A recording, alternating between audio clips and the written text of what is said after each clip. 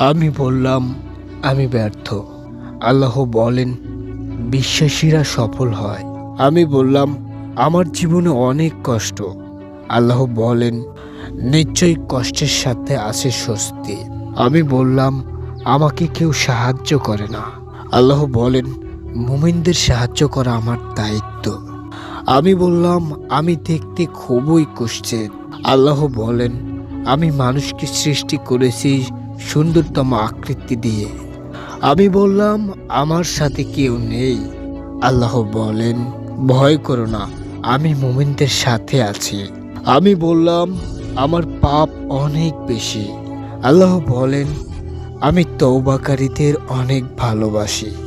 আমি বললাম, আমি সব সময় অসুস্থ থাকি। আল্লাহ বলেন, আমি কোরআনকে রোগের নিরাময় হিসেবে পাঠিয়েছি। আমি বললাম, এই দুনিয়া আমার ভালো লাগে না। আল্লাহ বলেন, তোমার জন্য পরকাল ইহকাল অপেক্ষা শ্রেয়। আমি বললাম, বিজয় অনেক দূর। আল্লাহ বলেন, আমার সাহায্য একান্তই নিকটবর্তী। আমি বললাম, আমার জীবনে খুশি নেই।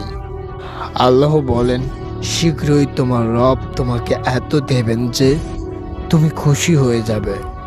আমি বললাম, আমি সব সময় হতাশ। আল্লাহ বলেন, আর তোমরা নিরাশ হইও না।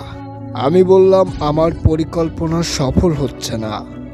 আল্লাহ বলেন, আল্লাহ সর্বোত্তম পরিকল্পনাকারী। আমি বললাম, আমার কেউ নেই।